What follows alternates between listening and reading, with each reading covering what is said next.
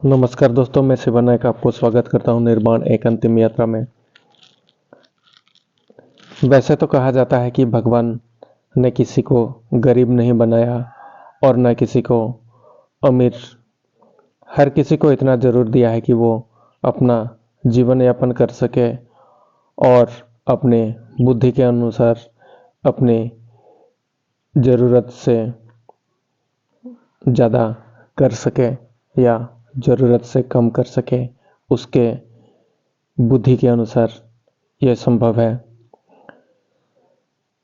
अगर किसी को ज़रूरत से कम दिया है तो उसके लिए ऊपर वाला कुछ ना कुछ ऐसा इंतजाम कर देता है कि उसका जीवन चलता रहता है। चाहे वो अमीर हो, चाहे वो गरीब हो, वो अपने हिसाब से चल सकता है। अगर वो अमीर बनना चाहता है तो उसी के हिसाब से वो कोशिश कर सकता है। हम अक्सर दूसरों के धन को देखकर अपनी अमीरी और गरीबी का अंदाज़ा लगाते हैं। हमारे पास 10 रुपये हैं और सामने वाले के पास 100 हैं तो हम खुद के नज़र में गरीब हो जाते हैं और दूसरे व्यक्ति अमीर। हम ये नहीं सोचते कि 100 कमाने वाला मेहनत कितना कर रहा है, उसका ज़रूरत कैसी है। हम बस दूसरों के धन को देख के और अपनी राय बना लेते हैं कि वो अमीर है या गरीब।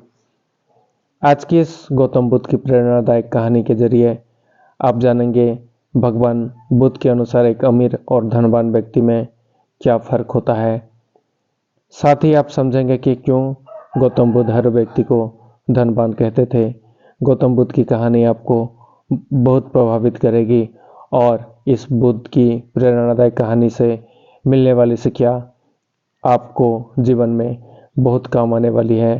तो मैं उम्मीद करता हूं कि इस वीडियो के माध्यम से आप जानने के लिए वीडियो के अंत तक बने रहें। एक समय की बात है, एक राज्य का राजा ने गौतम बुद्ध को कुछ दिनों के लिए अपने राज्य में आने का निमंत्रण किया। उस राजा के निमंत्रण को बुद्ध ने स्वीकार किया और वो अपने कुछ शिष्यों के साथ उस राज्य में पधारे। बुद्ध से मिलकर उस राजा ने उनसे प्रार्थना करी कि वो कुछ दिन वहां रुककर उसके राज्य के लोगों को समस्याओं का समाधान करें और साथ ही उन्हें धार्मिक मार्ग पर चलने की शिक्षा भी दें। बुद्ध ने राजा की बात मान ली और 3 दिन के लिए उन्होंने इस राज्य में धर्म सभा का फैसला किया। गौतम बुद्ध के आने की खबर पूरे राज्य में फैल गई और धर्म सभा के पहले ही दिन बहुत से लोग आए। उस राज्य के चौराहा में एक भिखारी भी बैठा था। उसे भी गौतम बुद्ध के आने की खबर थी, लेकिन वो सोचने लगा कि धर्म सभा में जाकर मुझे क्या मिलेगा, यहीं बैठा रहूं, कुछ भिक्षा मुझे मिल जाएगी। जैसे जैसे लोग आएंगे वो मुझे भीख में कुछ ना कुछ देकर ही जाएंगे। पहले दिन बहुत लोग आए और इस भिखारी की अच्छी खासी कमाई हो गई। अगले दिन फिर वही सिलसिला चला। भीख मांगने के साथ साथ भिखारी ने यह भी देखा कि धर्म सभा में जाते वक्त लोग दुखी और उदास होकर जा रहे हैं और कुछ देर समापन के बाद जब लोग आ रहे हैं तो उनके चेहरों में मुस्कान, आत्मविश्वास भरा रहता। जब वो बुद्ध से मिलकर वापिस आते हैं तो काफ़ी खुश दिखते हैं और खुशी खुशी भीख भी देकर जाते हैं। यह सोचते सोचते दूसरा दिन भी निकल गया। तीसरे दिन बहुत कम लोग आए तो भिखारी परेशान हो गया। उसकी कमाई नहीं हुई। उसने सोचा कि बुद्ध सबकी समस्याओं का उपाय दे ही रहे हैं तो क्या मैं भी उनके पास जाऊं और अपनी इस निर्धनता को दूर करने का उपाय पूछ लूं।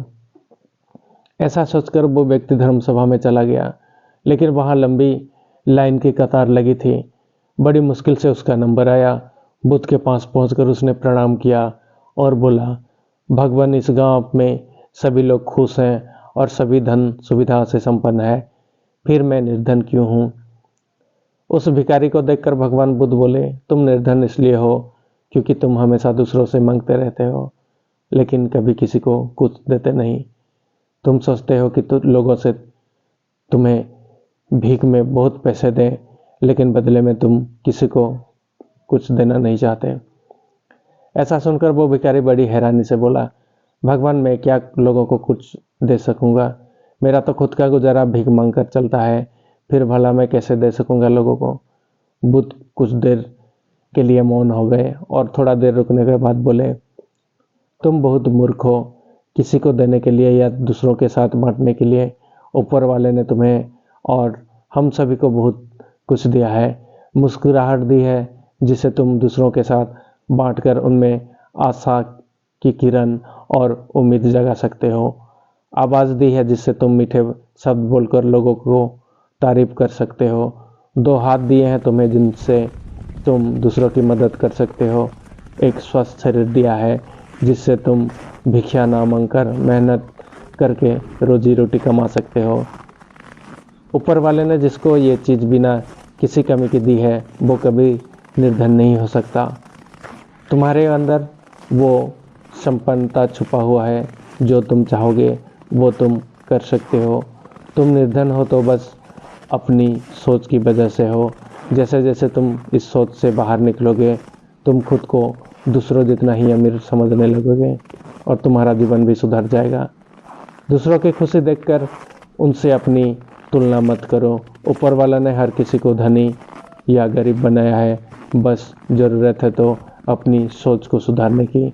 भगवान बुद्ध की बातें सुनकर उस व्यक्ति को अपने जीवन का मूल्य समझ में आ गया और वो उनके दिए हुए उपदेश के अनुसार अपने जीवन जीने लगा और हम अपने तौर तरीके, सोच, विचार बदलकर मेहनत करने लगा और धीरे धीरे उसके जीवन परिवर्तन होने लगे।